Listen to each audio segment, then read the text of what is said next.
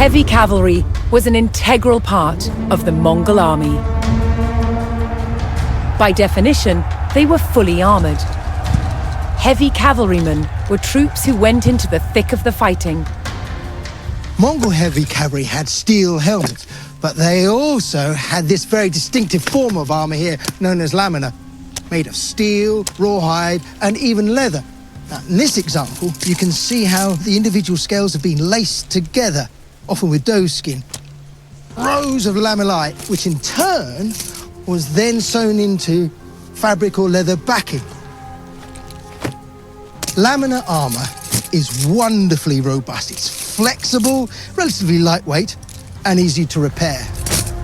The Mongol heavy cavalryman, in his characteristic lamellar armor, was the hammer in the Mongol war machine.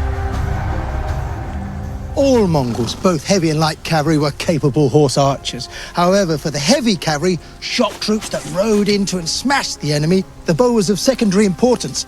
Their principal weapon of first contact was the lance. Using the momentum of the horse, the lance was mostly used point first to strike and pierce a foe. It could be used with great precision.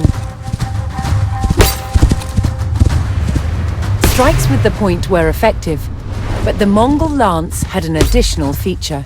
Not only did you have the spearhead for running into and through the enemy, but you also had this hook to haul them from the saddle.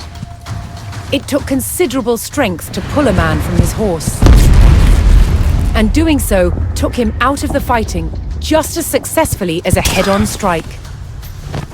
In hand-to-hand combat, the Mongols used the sword to slice their way to victory. But they also had this, the great mace, which they used with two hands.